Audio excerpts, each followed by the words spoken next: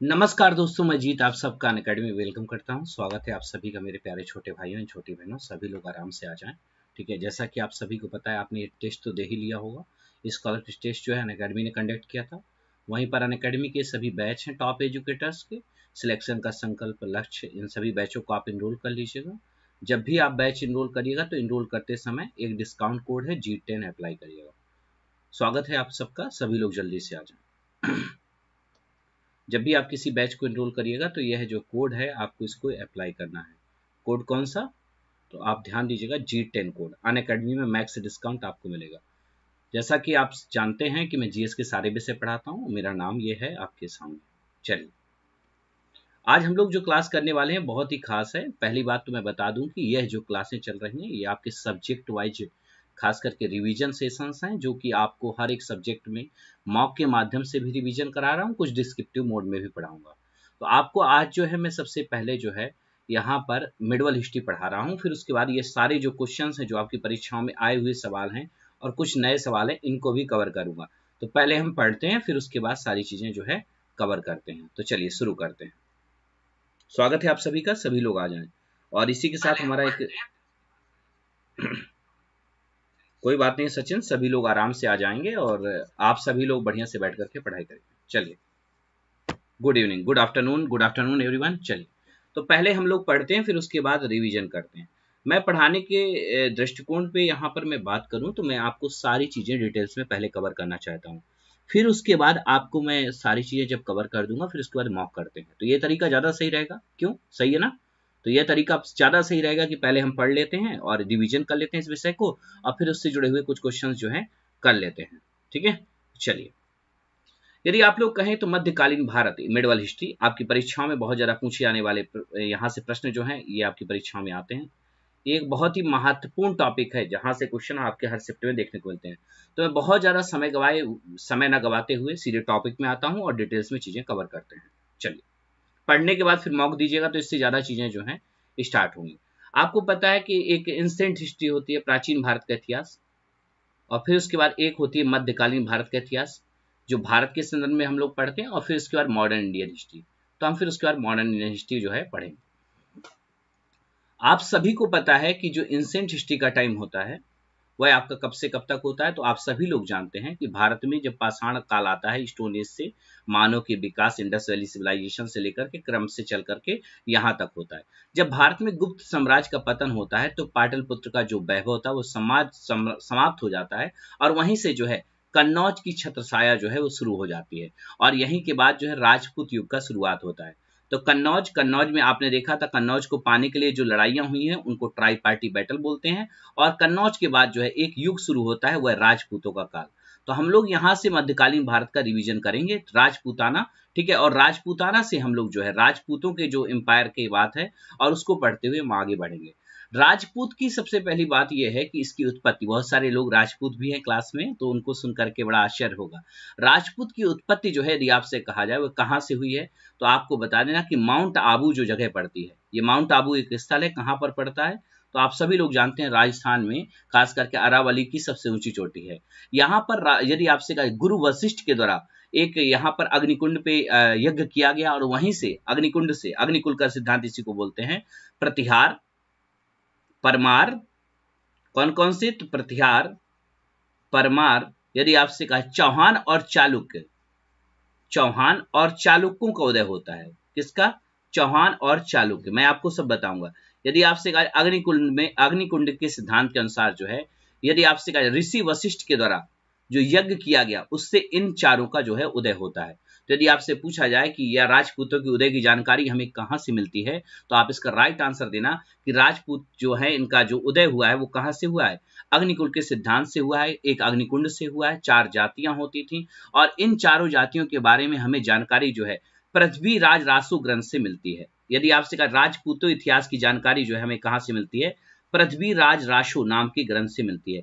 अब पृथ्वीराज रासो के जो रचनाकार हैं उन सभी का नाम, सभी लोग आप लोग उनका नाम जानते हैं, चंद्रबरदाई। यदि आपसे कहा जाए चंद्रबरदाई वह शख्स हैं जिनसे जो है हमें इनके बारे में जानकारी मिलती है कि जो राजपूत हैं इनका उत्पत्ति जो है कैसे हुआ है। उसी क्रम में बहुत सारे लोगों का अलग अलग मानना है। बहुत सारे राइटर हैं जो अंग्रेज इतिहासकार हैं, जैसे स्मिथ महोदय, वह कहते हैं कि राजपूत निश्चित तौर पे गोंड या खरवार आदि के वंशज थे, जो एक ऐसी ट्राइब्स हैं जो हमेशा गुस्से में भरी रहती हैं। वहीं पर बहुत सारे अन्य इतिहासकारों का यह मानना है कि डी.आर. भंडेटकर जैसे इतिहासकार जो कहते हैं कि ये विदेशी हैं। अलग अलग बातें हैं, लेकिन हम लोगों ने ये जाना कि प्रतिहार, परमार और चौहान और चालुक्य, हम इनका इतिहास पहले जानते हैं। मध्यकालीन भारत के इतिहास में मिडवल हिस्ट्री की शुरुआत जो है इसी कालखंड से जो है होती है। तो चलिए शुरू करते हैं हम लोग गुर्जर। परीक्षा में सवाल आता है गुर्जर के बारे में। गुर्जर या इन्हीं को आप लोग गुर्जर प्रतिहार भी बोलते हैं। मैं सिर्फ एग्जाम ओरिएंटेड आपके पॉइंट बताता हुआ चलूंगा, जो उसकी आपके सीजीएल में प्रारंभिक परीक्षाओं में जहां से सवाल पूछे जाते हैं। यदि मैं बात करूं गुर्जर प्रतिहार, यदि आपसे कहा इस वंश का फाउंडर जो है किसे कहा जाता है, पहला सवाल तो यही आता है। मैं बहुत ज्यादा डिटेल्स में न जाते हुए, जिस तरीके से मैं आपको अनअकैडमी प्लस में पढ़ाता हूं उससे भी कम और शॉर्ट में जो है चीजें एक बार रिवाइज कराना चाहता हूं, तो मैं वो चीजें कवर कर रहा हूं। तो आप सभी लोग इस रिवीजन क्लास को जो है एंजॉय करिए, और उसी के साथ हम मॉक भी करेंगे इसी टॉपिक से जुड़े हुए। मैं आपको पता ही है कि ढेरों सवाल जो है लेकर के भी आया हूं। ठीक है, तो पहले हम लोग सही तरीके से पढ़ लेते हैं, और फिर उसके बाद तो यदि आपसे कहा जाए प्रतिहारों का फाउंडर कौन है, तो आप बोलेगा हरिश्चंद्र। अब आप कहेंगे कहीं कहीं सर हरिश्चंद्र न लिखा रहे, तो आपको याद रखना है कि हरिश्चंद्र न लिखा हो तो आप इसी को जो है नांग भट्ट के नाम से भी जानते थे। हरिश्चंद्र का ही दूसरा नाम नांग भट्ट भी मिलता है। नांग भट्ट के विषय में हमें जानकारी जो है कहां से मिलती है प्रतिहार राजा के बारे में, तो आप बोलना ग्वालियर के अभिलेख से मिलती है। ये प्रश्न पूछा जाता है कि कहां से मिलती है, तो ग्वालियर में एक इंस्क्रिप्शन है, ग्वालियर इंस्क्रिप्शन से हमें इसकी जानकारी मिलती है। इसके बारे में कहा जाता है कि मलेच्छों का नाशक, जो भी दुष्ट हैं मलेच्छ हैं, ये उनका नाशक भी कहा जाता है। यदि आपसे कहा जाए इसको मलेच्छों का नाशक कहा जाता है कि ये मलेच्छों को जो है, जो धूर्त हैं, ये राजपूत राजवंश जो है, गुर्जर प्रतिहार राजवंश जो है, इसने उनका अंत किया था। अगला इस वंश का प्रतापी राजा होता है हर्ष के बाद। यहाँ पर अगला, मैं जब भी ऐसे तीर लगाऊं तो इसका मतलब राजा का नाम है, और वो राजा कौन होता है, तो वत्सराज। आप लोग जरूर ऐसे देखना, वत्सराज, वत्सराज। यदि आपसे कहा जाए वत्सराज, जब भी मैं ये इंपॉर्टेंट लगाऊं तो ये तीर का मतलब इंपॉर्टेंट है। यदि आपसे कहा जाए वह गुर्जर प्रतिहार राजा जिसने यदि आपसे कहा जाए सम्राट का टाइटल लिया हुआ था, किसका, तो आप बोलना सम्राट का टाइटल। यदि आपसे कहा जाए वह गुर्जर प्रतिहार राजा जिसने सम्राट का टाइटल लिया हुआ था। दूसरा, यदि आपसे कहा जाए यह गुर्जर प्रतिहार वंश का पहला शासक है। यदि आपसे कहा इसी को, इस वंश का रियल यदि आपसे कहा जाए फाउंडर कहा जाता है, मतलब जिसने क्या किया था कि सत्ता को सम्राट का टाइटल ले लिया था, इसीलिए इसको वास्तविक संस्थापक कहा जाता है। किसका, गुर्जर प्रतिहार का वास्तविक संस्थापक कहा जाता है। यदि आपसे पूछा जाए तो आप राइट आंसर कर देंगे। वत्सराज वह व्यक्ति है जिसने, यदि आपसे कहा जिसी के समय पर कन्नौज को पाने के लिए जो है ट्राई पार्टी बैटल स्टार्ट हुई थी, यही वो व्यक्ति था जिसने ट्राई पार्टी बैटल, जिसको आप लोग बोलते हैं गुर्जर प्रतिहार, और यदि आपसे कहा जाए प्रतिहार पाल, और यदि आपसे कहा जाए राष्ट्रकूटों के बीच जो लड़ाई हुई थी, ट्राई पार्टी बैटल, किसको लेकर हुई थी, कन्नौज को पाने को लेकर हुई थी। लास्ट ईयर सीजीएल का सवाल है। तो यदि आपसे कहा जाए ट्राई पार्टी बैटल में किसकी भूमिका रही है, तो वत्सराज की ही भूमिका रही है। ठीक है, बिल्कुल शांति से रिलैक्स होकर के मुझे सुनते हुए चलो। अगला इस वंश का राजा है, उसकी तरफ हम लोग चलते हैं। इसी को वत्सराज को हम लोग, वत्सराज जो है, मैंने बार बार आपको बताया, वत्सराज को ही रियल फाउंडर जो है बोला जाता है। ठीक है, आगे आ जाओ। इसके बाद जो है एक अगला राजा हुआ है, उसका नाम है नांग भट्ट सेकेंड। उसका नाम क्या है, नांग भट्ट सेकेंड। मैं आप सबसे पूछता जाऊंगा, नांग भट्ट सेकेंड, नांग भट्ट द्वितीय। देखो यदि ये सेशन आपको पसंद आएंगे तो मैं इसी तरीके के और भी सेशन आपको प्रोवाइड कर दूंगा, लेकिन मैं शॉर्ट में चीजें यहां पर खत्म कर रहा हूं। यदि आपसे कहा जाए वह प्रतिहार राजा जिसने कन्नौज को अपनी राजधानी बनाया, तो यही वो राजा था जिसने कन्नौज को अपनी राजधानी बनाया था। क्या किया था, कन्नौज को अपनी राजधानी बनाया था। ठीक है, यदि आपसे पूछा जाता है तो आप राइट आंसर कर देंगे। यदि आपसे कहा जाए इसने, यदि आपसे कहा यही वो राजा है जिसने एक पाल किंग जो था, पाल किंग धर्मपाल को हराया हुआ था। यदि आपसे कहा जाए यही वो राजा है जो कि एक पालों का सबसे प्रतापी राजा था धर्मपाल, उसको क्या कर दिया था, हराया था। मतलब हराने का मतलब उसको हरा दिया था। नांगभट्ट द्वितीय वही गुर्जर राजा है जिसने गंगा में जल समाधि से अपने प्राण त्यागे थे। यदि आपसे कहा जाए इसने जो है जल समाधि, जो कि अपने आप को जल के अंदर ले जाकर के अंतिम सांसें छोड़ी थी, तो यदि आपसे कहा जाए वह प्रतिहार राजा जिसने जल समाधि ली थी, तो वह नांगभट्ट सेकेंड था। ठीक है, यदि आपसे पूछा जाता है तो आप लोग राइट आंसर इसका दे देना। आगे आ जाओ, अगला यहां पर राज्य की तरफ चलते हैं। इसी यदि आपसे कहा जाए प्रतिहार वंश की तरफ, मध्यकालीन भारत के इतिहास में राजपूतों का गौरवशाली जो अतीत है उसको हम यहां पर जान रहे हैं। क्लियर है, मजा आ रहा है? मजा कैसे आएगा? मैं मॉक भी कराऊंगा, अभ्यास भी कराऊंगा, पढ़ाऊंगा भी, जिससे आपकी चीजें जो हैं और भी बढ़िया हो जाए। सर अनऑफिशियल मुझे बोल रहे हो, अनऑफिशियल नहीं जोड़े? मैं अनऑफिशियल कुछ भी नहीं जोड़ूंगा भाई, जो पुस्तकों में दिया गया है वही राजपूतों के बारे में बताऊंगा। आगे आ जाइए। अगला जो है, यदि आपसे कहा जाए राजा हुआ है, उसका नाम है मिहिर भोज। कहाँ? राजा भोज। तो यदि आपसे कहा जाए मिहिर भोज, यह भी अगला राजा हुआ है। तो ये जब भी मैं इस पेज को यहां से जाऊं तो इसका मतलब यहां से यहां ऊपर जा रहा हूं, इसको समझ लेना आप लोग। मिहिर भोज, मिहिर भोज जो है, यदि आपसे कहा जाए, वह भी एक प्रकार का, यदि आपसे कहा जाए, प्रतिहार राजा हुआ है। यदि हम बात करें भोज, यदि आपसे कहा जाए भोज प्रथम जो है, यदि आपसे कहा जाए, इसी को बोलते हैं। और यह जो है, वीडियो को एक बार शेयर जरूर कर दें ताकि आपके अन्य दोस्त भी आ जाएं, उनको ये लिख दें उसमें वीडियो में कि मिडिवल हिस्ट्री का एक रिवीजन होगा और मिडिवल हिस्ट्री का मॉक भी होगा। तो यदि आपसे कहा जाए, इन्हीं को जो है भोज फर्स्ट कहा जाता था, मिहिर भोज को।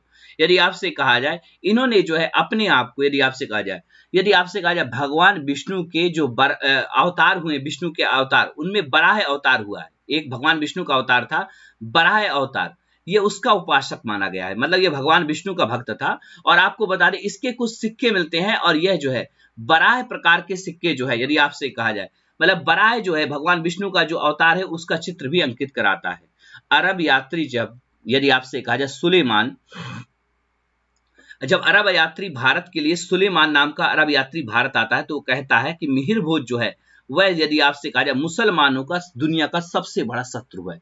सुलेमान एक अरब यात्री हैं, और यह अपनी यात्रा में आने के बाद जब जाते हैं तो कहते हैं कि राजा मिहिर भोज जो है वह मुसलमानों का इस दुनिया में सबसे बड़ा शत्रु है। जो अपनी पुस्तक जो है उन्होंने लिखी थी यात्रा वृत्तांत में, वह कहते हैं इसको सबसे बड़ा, यदि आपसे कहा जाए, मिहिर भोज को यदि आपसे कहा जाए, मुस्लिमों का सबसे बड़ा जो है शत्रु माना है। मुसलमानों का सबसे बड़ा शत्रु जो है, यदि आपसे कहा जाए किसे माना गया, मुसलमानों का सबसे बड़ा शत्रु जो है, तो इसी को इन्होंने कहा है, मिहिर भोज प्रथम को या भोज फर्स्ट को कहा है। आगे आ जाइए छोटे भाइयों। अगला जो राजा हुआ है उसका नाम है, यदि आपसे कहा जाए, महेंद्र पाल। ये भी एक राजा हुआ है, महेंद्र पाल। टाइमलाइन के साथ इतिहास हम लोग पढ़ रहे हैं और इस तरीके से आप रिवीजन कर सकेंगे। महेंद्र पाल जो है, यह भी एक ऐसा राजा हुआ है जो कि बहुत ही फेमस था। यदि आपसे कहा जाए, इसके बारे में यदि आपसे कहा जाए, परमेश्वर भी इसको कहा जाता है। इसने महाराजा धीराज का टाइटल लिया था और इसका निक नेम जो है परमेश्वर भी कहा जाता है। कई बार आपकी परीक्षा में पूछा जाएगा, परमेश्वर जो है वह इसी को कहा जाता है। सबसे महत्वपूर्ण प्रश्न है, यदि आपसे कहा जाए, एक प्रसिद्ध कवि थे और उनका नाम था राजशेखर। ठीक है, यदि आपसे कहा जाए, जिन्होंने कपूर मंजरी, ठीक है, यदि आपसे कहा जाए, काव्य मीमांसा नामक ग्रंथ लिखे हैं, वह राजशेखर नाम का जो महत्वपूर्ण कवि था, वो किसके दरबार में रहा करता था? तो महेंद्र पाल के दरबार में रहा करता था। कपूर मंजरी के लेखक कपूर मंजरी, साथ ही साथ काव्य मीमांसा नामक ग्रंथ के रचनाकार जो हैं, मीमांसा, वो यही थे। यदि आपसे कहा जाए, इन्हीं के दरबार में रहा करते थे। इसके अलावा बाल रामायण, भवन कोश और हर विलास नामक आदि ग्रंथों की रचना की है। बाल रामायण, यदि आपसे कहा जाए, बाल रामायण नामक ग्रंथ जो है यह राजशेखर ने लिखा था और वह किसके दरबार में रहा करते थे? महेंद्र पाल जो है प्रथम, यदि आपसे कहा जाए, फर्स्ट के दरबार में रहा करते थे। तो यह भी कई बार सवाल आपकी परीक्षाओं में पूछा जाता है। यदि आपसे कहा जाए, प्रतिहार वंश का वह राजा जो बहुत ही ज्यादा इंपॉर्टेंट है, वह है राज्यपाल। क्यों? क्योंकि यदि आपसे कहा जाए राज्यपाल, ये राज्यपाल इतना फेमस राजा कैसे हो गया? तो प्रतिहार वंश का यदि आपसे कहा जाए, भारत में जब कन्नौज पे सत्ता काबिज किए थे प्रतिहार, उस समय जब महमूद गजनवी ने भारत पे आक्रमण किया, महमूद गजनवी ने जब भारत में आक्रमण किया था, उस समय कौन गुर्जर प्रतिहार राजा था? तो आपको बता दें, यही गुर्जर प्रतिहार राजा था। यदि आपसे कहा जाए, जब यहां पर महमूद गजनवी ने आक्रमण किया था, महमूद गजनवी ने जब सोमनाथ मंदिर को लूटा था, महमूद सोमनाथ मंदिर को लूटने वाला, ये लुटेरा था गजनवी, वो गौरी है। महमूद गजनवी ने, यदि आपसे कहा, जब भारत में आक्रमण किया, उस समय कन्नौज की गद्दी में कौन बैठा था? राज्यपाल ही बैठा था। दिख रहा है ना, कोई दिक्कत तो नहीं आ रही है? कौन बैठा था? तो आप बोलिएगा राज्यपाल ही बैठा था। ये सवाल कई बार परीक्षाओं में आजकल सीजन में पूछा जा रहा है कि वह राजा कौन था जब कन्नौज में, जब पता है महमूद गजनवी जो है भारत में आक्रमण करता है, राज्यपाल जो है बिना लड़े जो है युद्ध से हार जाता है। आखिरकार गुर्जर प्रतिहारों में इसको कायर घोषित कर दिया जाता है। महमूद गजनवी जब पता है चंदेल राजाओं जो है कालिंजर से लूट करके आता है, गुर्जर राजाओं में यदि आपसे कहा जाए राज्यपाल को पकड़ करके बिना लड़े जो है इसको मार डालता है, और आपको बता दें त्रिलोचन पाल को जो है गद्दी में बैठा देता है, जो कि राज्यपाल का बेटा होता है। तो यदि आपसे कहा जाए इसकी हत्या होती है और त्रिलोचन पाल जो है यदि आपसे कहा जाए गद्दी में बैठा जाता है, जनता इससे नाखुश होकर के इसको मार देती है। बाद में जो है त्रिलोचन पाल जो है महमूद गजनवी से लड़कर के वीर गति को प्राप्त करता है। तो ये मैंने आपको बता दी प्रतिहार राजाओं का इतिहास। अब हम चलते हैं सीधे जो इंपॉर्टेंट है दिल्ली के राजाओं का इतिहास। यदि आपसे कहा जाए दिल्ली के चौहान शासकों का इतिहास भी जान लेते हैं। दिल्ली के चौहान एक अलग है, यदि आपसे कहा जाए राजपूतों के अगली बान चौहान, इसकी तरफ हम लोग चलते हैं। क्लियर है, कोई दिक्कत यहां पर?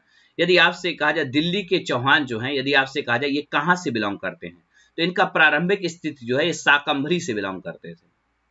साकंभरी, साकंभरी जो है किसे कहा जाता है, अजमेर से बिलोंग करते थे। यदि आपसे कहा जाए इस वंश का, यदि आपसे कहा जाए चौहान वंश का फाउंडर जो है किसे कहा जाता है, तो आप बोलना वासुदेव को कहा जाता है। चौहानों का फाउंडर जो है किसे कहा जाता है, वासुदेव को कहा जाता है। यह सवाल आपकी परीक्षा में बहुत पूछा जाता है कि चौहानों का फाउंडर जो है किसे कहा जाता है, वासुदेव को कहा जाता है। साथ ही साथ इनके बारे में हमें जानकारी जो है इनके बहुत सारे ग्रंथों से मिलती है। यदि आपसे कहा जाए हर्ष प्रस्तर अभिलेख और बिजोलिया अभिलेख जो है विग्रहराज द्वितीय ने बनवाया हुआ था। एक राजा हुआ है विग्रहराज सेकंड, और विग्रहराज सेकंड से हमें इन चौहानों के इतिहास की जानकारी मिलती है। एक इन्होंने अभिलेख लिखा था हर्ष प्रस्तर अभिलेख, पत्थर का मतलब होता है प्रस्तर, इंस्क्रिप्शंस का मतलब अभिलेख, और उससे हमें जो है हर्ष प्रस्तर अभिलेख से जो है जो कि विग्रहराज सेकंड ने बनाया हुआ था, ठीक है, और साथ ही साथ बिजोलिया, बिजोलिया का इंस्क्रिप्शन जो है उससे भी हमें इनके काल के इतिहास की जानकारी मिलती है। चौहानों की स्थापना वासुदेव ने की थी, लेकिन पहला शासक जो है यदि आपसे कहा जाए सिद्धराज हुआ है। यदि आपसे कहा जाए चौहानों का फाउंडर तो वासुदेव है, लेकिन पहला यदि आपसे कहा जाए फर्स्ट किंग जो है किसे कहा जाता है, तो आप बोलना सिद्धराज को माना जाता है। ये एक सवाल जो है परीक्षाओं में आ चुका है, सिद्धराज को। ये फाउंडर जरूर है, लेकिन पहला शासक कौन हुआ है चौहानों में, तो सिद्धराज हुआ है। ये सवाल भी आपकी परीक्षा में पूछा जाता है, तो आपको ध्यान देना है। फिर यहाँ पर एक प्रतापी राजा जो है उसके बारे में जान लेते हैं, जो आपकी परीक्षा में पूछा जाता है। विग्रहराज सेकंड, ये चौहान वंश से ही बिलोंग करता है। इसका नाम क्या है, विग्रहराज सेकंड। सबसे इंपॉर्टेंट क्वेश्चन विग्रहराज द्वितीय पे चौहानों पे यही पूछा जाता है कि आशापुरा देवी का मंदिर जो है यदि आपसे कहा जाए किसने बनवाया था, इसी ने बनवाया था। आशापुरी देवी का मंदिर जो है किसने बनवाया था, इसी ने बनवाया था। इसके जो अभिलेख हैं उससे हमें जानकारी मिलती है, और आपको बता दें यह महाराजा धीराज का टाइटल लेता है। उसके बाद अगला जो है चौहानों का राजा हुआ है अजय राज सिंह।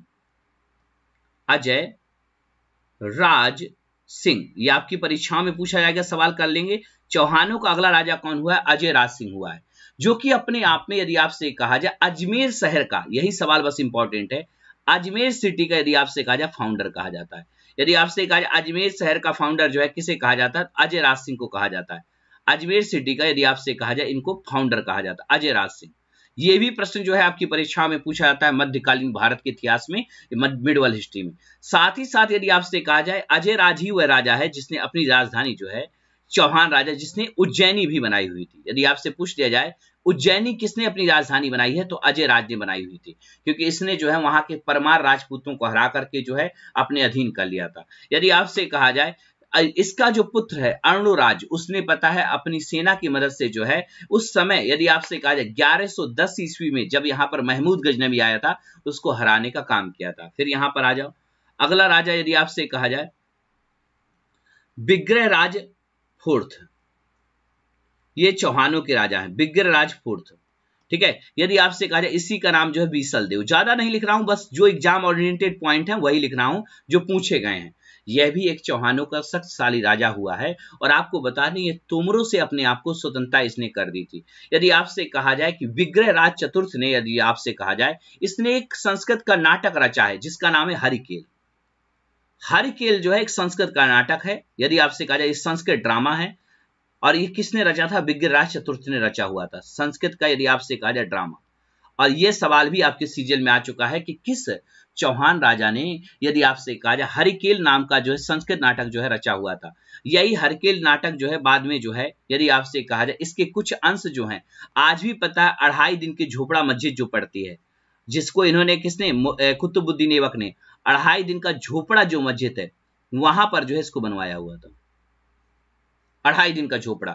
यदि आपसे कहा जाए जहां पर हरिकेन नाटक होता था, हरिकेल नाटक होता था, जो कि बीसल देव या विग्रहराज चतुर्थ ने लिखा हुआ था, उसकी दीवालों पे 2.5 दिन का जो झोपड़ा बना है उसकी दीवालों पे भी इस नाटक के बहुत सारे चित्र मिलते हैं, क्योंकि यह इसने एक मंदिर तोड़ करके बनवाया हुआ था, और जिसमें मस्जिद जो है 2.5 दिन का झोपड़ा किसने बनवाया था, तो आपको याद रखना है। ठीक है, कुतुबुद्दीन ऐबक ने जो है ये 2.5 दिन का झोपड़ा नामक मस्जिद बनाई हुई थी अजमेर में, इसी जगह को तोड़ करके। अगला यदि आपसे कहा जाए, अगला जो एक प्रतापी राजा हुआ है वह पालों में, यदि आपसे कहा जाए चौहानों में सबसे ज्यादा फेमस, तो उसका नाम है पृथ्वीराज, यदि आपसे कहा जाए थर्ड, पृथ्वीराज थर्ड। ये किसका नाम है पृथ्वीराज थर्ड? पृथ्वीराज थर्ड जो है पृथ्वीराज चौहान का ही नाम है। पृथ्वीराज थर्ड जो है ये पृथ्वीराज चौहान का ही ओरिजिनल नाम है। कई बार सवाल ये परीक्षाओं में पूछा गया है कि पृथ्वीराज चौहान को किस नाम से जानते हैं, तो पृथ्वीराज थर्ड के नाम से जानते हैं, क्योंकि पृथ्वीराज तीसरे पृथ्वीराज थे जिनको पृथ्वीराज चौहान कहा गया। अब यदि आपसे कहा जाए इनका इतिहास तो आपके लिए बहुत ही ज्यादा उपयोगी है, पृथ्वीराज चौहान या पृथ्वीराज थर्ड, तो यहां पर इनसे जुड़े हुए पॉइंट जो है आप लोग जरूर सुन लें, जो आपकी परीक्षा में पूछे गए हैं। पृथ्वीराज चौहान जो है 1178 ईस्वी में जो है गद्दी में बैठता है, और बहुत सारी लोक कथाओं में इस महान व्यक्ति के बारे में आप लोग सुनते हैं। पृथ्वीराज चौहान जो है, यदि आपसे कहा जाए, परिमर्दर देव के साथ भयंकर युद्ध करता है, और वहीं से जो है आहला उदल की जो है कहानी की कथाएं जो है आप लोग सुनते हैं। यदि आपसे कहा जाए कि परिमर्दर देव, यदि आपसे कहा जाए परमर्द देव के साथ जो है अटैक कौन करता है, पृथ्वीराज चौहान करते हैं।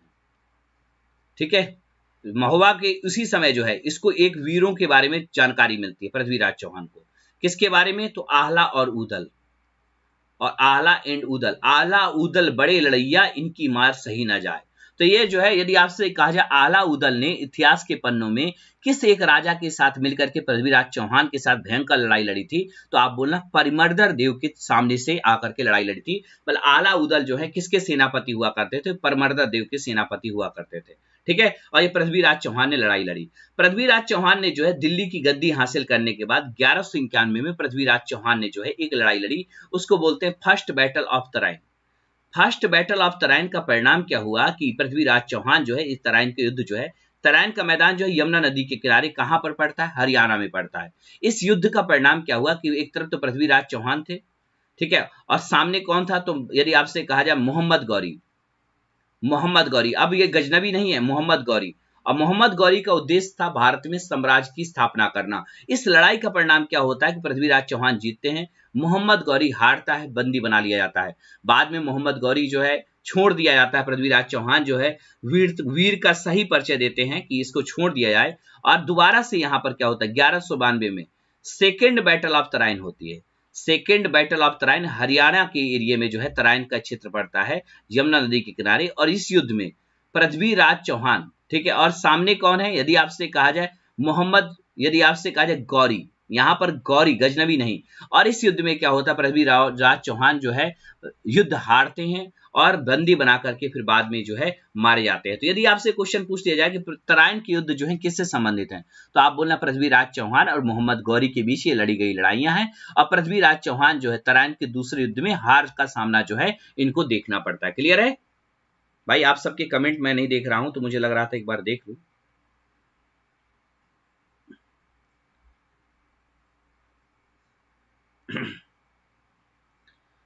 सर स्लाइड क्यों नहीं दिख रही है?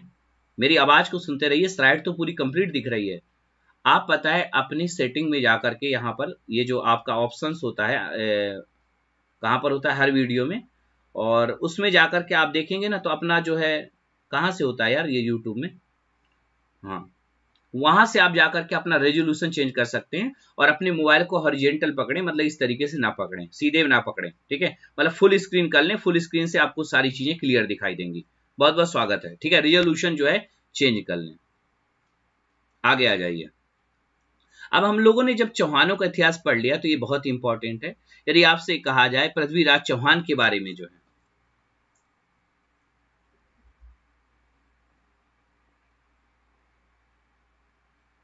पृथ्वीराज चौहान के इतिहास के बारे में मैंने ये जो जानकारी आपको बताई, इसको जरूर इंपॉर्टेंट है, आपकी परीक्षा में पूछी आएगी, तो आपको ध्यान रखना है। ठीक है, आगे आ जाइए, हम लोग रिवीजन कर रहे हैं और रिवीजन में बहुत ही कम पॉइंट जो है एग्जाम ओरिएंटेड, खास करके अभी जो हमारा सीजीएल एग्जाम है उसको टारगेट करके हम जो है यहाँ पर पढ़ रहे हैं। इसके अलावा जो लोग अन्य विभिन्न परीक्षाओं की तैयारी कर रहे हैं उनके लिए भी ये क्लास जो है महत्वपूर्ण होती है। यदि आपसे कहा जाए पृथ्वीराज चौहान जो हुए उनको किस एक नाम से जाना जाता था, टाइटल क्या था? पृथ्वीराज चौहान जो है, जिनको पृथ्वीराज थर्ड भी कहा जाता है, एक और अन्य टाइटल के नाम से जाना जाता था, तो आप बताइए। तो आप बोलना राय पिथौरा के टाइटल के नाम से जाना जाता था। यदि आपसे कहा जाए कि इनको राय पिथौरा का जो है टाइटल जो है दिया गया है, यदि आपसे कहा जाए इनको जो है राय पिथौरा का टाइटल दिया गया है, यदि आपसे कहा जाए जयानक, राय पिथौरा जयानक नाम के, यदि आपसे कहा जाए जयानक या जैनक जो है एक बहुत ही प्रसिद्ध कवि है, यदि आपसे कहा जाए पृथ्वीराज विजय नाम का एक काव्य भी लिखा है इन्होंने संस्कृत भाषा में, पृथ्वीराज विजय। और यदि आपसे कहा जाए जयानक जो है पृथ्वीराज विजय नाम का जो है एक काव्य लिखता है, ये लिटरेचर है, ये काव्य ग्रंथ जो है कौन लिखता है? जयानक लिखता है। ये भी सवाल आपके पूछा जाता है। साथ ही साथ यदि आपसे कहा जाए जयचंद्र का हमीर काव्य भी बहुत ज्यादा फेमस है, जो चौहान राजाओं के जयचंद्र ने जो है हमीर देव नाम का काव्य लिखा, जो कि चौहान राजाओं के इतिहास की हमें जानकारी जो है देता है। तो यदि आपसे पूछा जाए तो आपको याद रखना ये सारे इंपॉर्टेंट पॉइंट जो हैं जो आपकी परीक्षा में पूछे जाते हैं। आगे आ जाइए, अब हम लोग जब चौहानों का इतिहास पढ़ चुके हैं तो क्यों ना हम लोग चंदेलों का भी इतिहास पढ़ लें। तो आइए चंदेल यहां पर अगले पॉइंट में लिखिए। चंदेलों की जो सत्ता थी वो कहां थी? तो आप जानते हैं कि बुंदेलखंड के रीजन में, आज भी आप लोग जानते होंगे बहुत सारे लोग जो हैं, आपको पता है बांदा, चित्रकूट, महोबा, ठीक है, और खजुराहो का जो एरिया है बुंदेलखंड के रीजन में जो है चंदेल राजाओं ने जो है शासन किया है। यदि आपसे कहा जाए इसके पूर्व जो है ये प्रतिहारों के, गुर्जर प्रतिहारों के सामंत हुआ करते थे। यदि आपसे कहा जाए चंदेलों के, यदि आपसे कहा जाए फाउंडर किसे कहा जाता है, बुंदेलखंड का रीजन जो है, यदि आपसे कहा जाए चंदेलों का फाउंडर जो है, ये सीजीएल में सवाल आया है। और बुंदेलखंड का जो चंदेल राजाओं का इतिहास है छोटे भाइयों, ये आपके सीजीएल परीक्षाओं में बहुत ज्यादा पूछा जाता है। तो नन्नुक जो है, नन्नुक जो है, यदि आपसे कहा जाए, ये नाम भी ऐसे ही होते हैं बुंदेलखंड के रीजन में, नन्नुक जो है यदि आपसे कहा जाए तो ये इस वंश से बिलोंग करता है।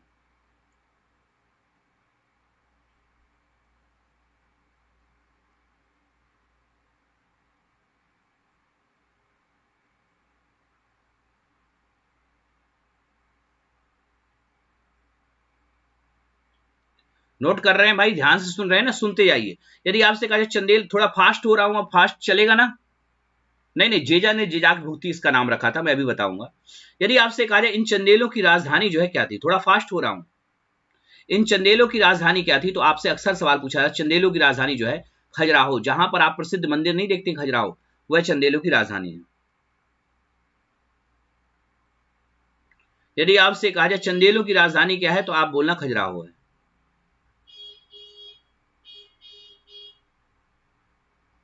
क्लियर, खजुराहो है।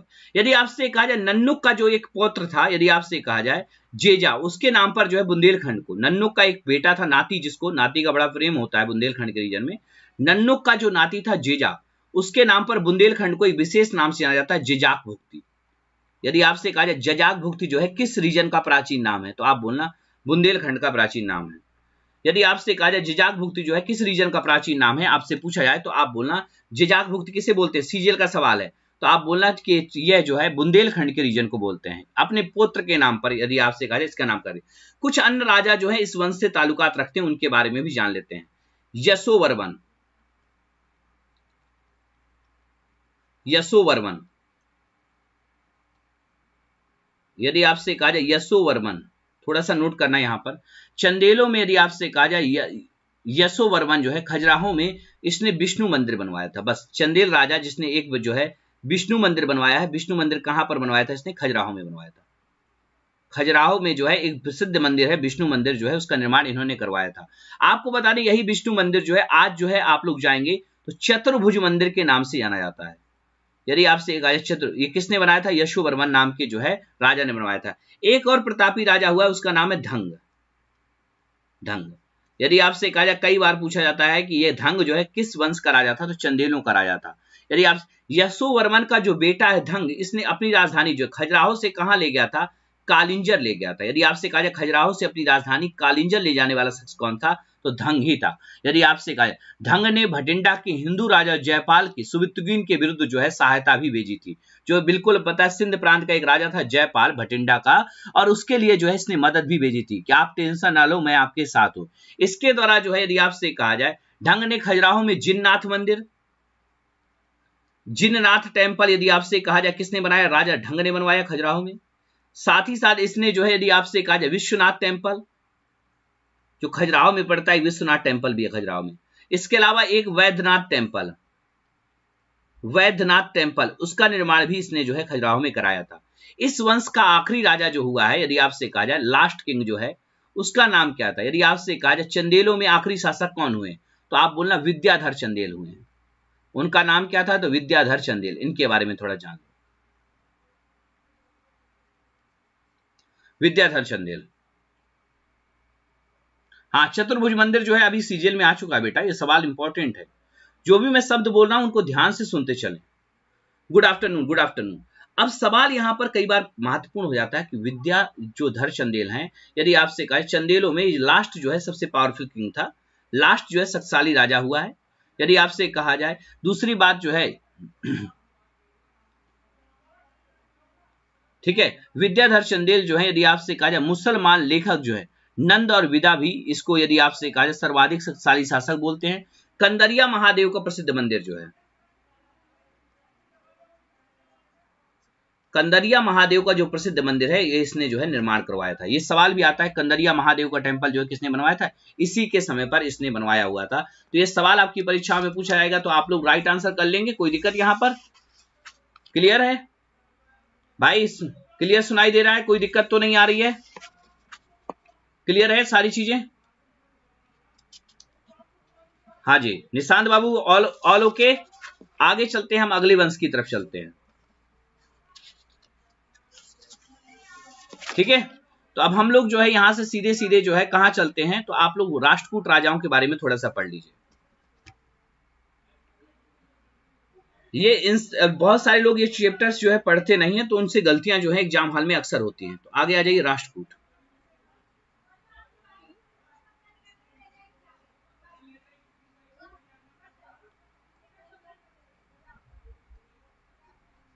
राष्ट्रकूट, राष्ट्रकूट पाल हो गए, हमने चंदेल पढ़ लिए, प्रतिहार पढ़ लिए, अभी पालों को बता दूंगा। राष्ट्रकूट पढ़ लो पहले। राष्ट्रकूट राजवंश जो है यदि आपसे कहा जाए इसके फाउंडर जो है कौन कहे जाते हैं, तो आपको बस इतना याद रखना है, दंतिदुर्ग को कहा जाता है। इस वंश का फाउंडर जो है दंतिदुर्ग को कहा जाता है। राष्ट्रकूटों की राजधानी जो है क्या थी, तो बहुत सारे लोग नहीं जानते हैं। इनकी राजधानी जो है मान्यखेत या ऑब्लिक नासिक को माना जाता है। मतलब यह जो है महाराष्ट्र के एरिया में जो है राष्ट्रकूट राजाओं ने रूल किया है। ठीक है, यदि आपसे कहा जाए कहां पर, तो आप बोलना मान्यखेत और नासिक में जो है इनकी राजधानी थी। अब सवाल यहां पर आ जाता है कि राष्ट्रकूट राजा दंतिदुर्ग के बारे में थोड़ा सा मुझे बता दें। आजकल इस एरिया से क्वेश्चन बहुत ज्यादा पूछे आ रहे हैं। दंतिदुर्ग, तो दंतिदुर्ग जो है यदि आपसे कहा जाए ये चालुक्यों के सामंत हुआ करते थे। और आपको बता दें इसने जो है परम भट्टारक महाराजा धीराज का टाइटल लिया था। महाराजा धीराज का टाइटल भी लिया था, परम भट्टारक महाराजा धीराज। यदि आपसे कहा जाए महाराजा धीराज परमेश्वर का टाइटल भी लिया था। दंतिदुर्ग जो है यदि आपसे कहा जाए चालुक्यों का ऐसा राजा है जिसने यदि आपसे कहा जाए अपने समय पर हिरण्यगर्भ नाम का एक कार्यक्रम भी कराया था। हिरण्यगर्भ जो एक कार्यक्रम है वो किसने कराया था, दंतिदुर्ग ने कराया था। ये हिरण्यगर्भ कार्यक्रम जो है यदि आपसे कहा जाए महादान यज्ञ जो है इसने कराया हुआ था। यदि आपसे कहा जाए महादान के लिए जो है यज्ञ भी इसने कराया हुआ था। तो ये यदि आपसे कहा जाए हिरण्यगर्भ जो है किसने कार्यक्रम कराया है, तो इसी ने करवाया है, दंतिदुर्ग ने कराया। बहुत ही प्यारा सवाल है, सीजीएल में कई बार पूछा गया सवाल है दंतिदुर्ग के बारे में। देखो ऐसे सवाल ही आजकल बहुत ज्यादा आ रहे हैं जो थोड़ा सा हिस्ट्री, लोग परंपरागत हिस्ट्री पढ़ते हैं, दिल्ली सल्तनत का इतिहास, ठीक है, कुतुबुद्दीन ऐबक और ये सब, वहां से क्वेश्चन थोड़ा सा कम आ रहे हैं। आप खुद देख लीजिएगा पेपर का पैटर्न। आपको हो सकता है कि ये टफ लग रहा हो कि रिवीजन भी इतना खतरनाक, लेकिन जो भाग इंपॉर्टेंट है मैं पहले उसको कवर कर रहा हूं, फिर आपका तो वो तो सब कोई जानता है, वो तो उसमें तो आपको मजा आता है। क्यों? आपने देखा है कि यूट्यूब में ज्यादातर टीचर जो है सिंपल टॉपिक पढ़ाते हैं, उसके पीछे का मजा ये होता है कि आप लोगों को पता होता है। सिंपल क्वेश्चन कराते हैं, उसके पीछे का मजा ये होता है यदि मैं टफ क्वेश्चन करा दूंगा तो 4 क्वेश्चनों के बाद इस क्लास में कोई बच्चा नहीं रह जाएगा। तो 2 क्वेश्चन टफ, 4 क्वेश्चन सिंपल, इस मॉडल पे यहाँ पर यूट्यूब पे लोग जो है कंटेंट प्रोवाइड करते हैं। जो एग्जाम के लिए जरूरी है उस पर कोई महत्व नहीं देता है। ठीक है, तो मेरी बात को समझिए। थोड़ा सा आपको लगेगा कि यह टॉपिक आपको थोड़ा बोरिंग लग रहा है, लेकिन आपके लिए महत्वपूर्ण है। दंतदुर्ग ही वह राजा जिसने अपने आप को चालुक्यों के सामंत से, जो सामंती उनके यहाँ सामंत के रूप में रहते थे, उससे अपने आप को अलग कर लिया था और अपनी राजधानी जो है मान्यखेत जो है डिक्लेयर कर दिया था। फिर राष्ट्रकूट अगला राजा हुआ है, वह है कृष्णफष्ट। ये बहुत ही फेमस हुआ है कृष्णफष्ट। और आपको बता दें राष्ट्रकूटों का राजा है, प्रिया जी सर बच्चे बहुत कम है, कोई बात नहीं है, अब जो बच्चे हैं वही बहुत हैं। सिलेक्शन भी तो बहुत कम का होता है, ये भी तो आप जानिए। सबका सिलेक्शन कहां हो जाता है? फार्म इतने लोग डालते हैं, एग्जाम इतने लोग देते हैं, ठीक है, सिलेक्शन कितने का होता है? जो मेहनत करता है उसका एक बार में नहीं तो दूसरी बार में हो जाता है। वरना कितने लोग पता है सीजल की तैयारी करते हैं इस देश में। तो उस पर मत जाइए, वो अलग ही भीड़ तंत्र का अलग ही युग है। क्वालिटी कंटेंट पे फोकस करिए, वो आपको दिख रहा होगा कि ये जरूरी है, ये पढ़ना महत्वपूर्ण है और ऐसे सवाल हमसे नहीं हो पाते हैं। बच्चों में मत जाइए, क्योंकि कई बार बच्चा पता है अपने माइंडसेट से नहीं पढ़ना चाहता, तो उसको अपनी मर्जी है। बच्चा भीड़ को देख करके ज्यादा इकट्ठा होता है। आपको पता है यदि इस क्लास में अभी 500 लोग होते, मैं कुछ भी बोलता और ये भी नहीं पढ़ाता कि यह महत्वपूर्ण है और आपको थोड़ा सा थकाने वाला लग रहा है, तो उसमें ज्यादा लोग होते। भीड़ का खेल है। तो कृष्णफष्ट जो है, यदि आपसे कहा जाए, राष्ट्रकूट राजाओं में एक योग्य शासक के रूप में जाना जाता है। इसी को हम लोग जो है कृष्णफष्ट को जो है हम लोग जो है कृष्णराज के नाम से भी जानते हैं। क्या बोलते हैं? कृष्णराज भी बोलते हैं। यदि आपसे कहा जाए, इसी का निक नेम जो है कृष्णराज है। यदि आपसे कहा जाए, इसने एक सबसे बड़ा काम किया था जिससे ये बहुत प्रसिद्ध हुआ। एक एलोरा की गुफाएं हैं, एलोरा की गुफाएं, अजंता और एलोरा की गुफाएं। उनमें यदि आपसे कहा, एलोरा की गुफाओं में जो है कैलाश टेम्पल का निर्माण जो है किसने किया था? इसी ने किया था। सबसे महत्वपूर्ण प्रश्न जो है आपकी परीक्षा में पूछा जाता है कि कैलाश टेम्पल का निर्माण जो है किसने किया था? कृष्णफष्ट ने किया था। कब किया था? तो आपको पता ही है कि यह जब ख्याति प्राप्त कर चुका था, तो इसने जो है इसको जो है यहाँ पर बनाया हुआ था। बहुत इंपॉर्टेंट है जो मैं आपको बता रहा हूँ। एक अगला जो है राष्ट्रकूट राजा हुआ है ध्रुव, उसके बारे में भी थोड़ा सा जान लें। अगला जो राष्ट्रकूट राजा है उसका नाम है ध्रुव। ध्रुव के बारे में बस सबसे इंपॉर्टेंट पॉइंट यही है कि कन्नौज के साथ चल रहे ट्राई पार्टी बैटल में जो है ये भी पार्टिसिपेट किया था कन्नौज को पाने के लिए। कन्नौज को पाने के लिए लड़ाई लड़ी और राजा ध्रुव ने जो है, यदि आपसे कहा जाए, प्रतिहार राजा वत्स राज का यह समकालीन होता है। और आपको बता दें ध्रुव को ही धारावर्ष कहा जाता है। इसने निरूपम, काबिल्लभम अन्य टाइटल भी जो है प्राप्त किए थे। ठीक है, तो ध्रुव जो है, यदि आपसे कहा जाए कन्नौज को पाने के लिए, यदि आपसे कहा जाए कि वह राजा जिसने ट्राई पार्टी बैटल में पार्टिसिपेट किया था कन्नौज को पाने के लिए। ट्राई पार्टी बैटल इसलिए बोलते हैं क्योंकि 3 पार्टियां थी यहाँ पर, गुर्जर, प्रतिहार और यदि आपसे कहा राष्ट्रकूट, तो इसने इसमें भाग लिया था। अगला जो है राजा है उसका नाम है गोविंद थर्ड। गोविंद थर्ड यह भी एक यदि आपसे कहा जाए राष्ट्रकूट राजा है।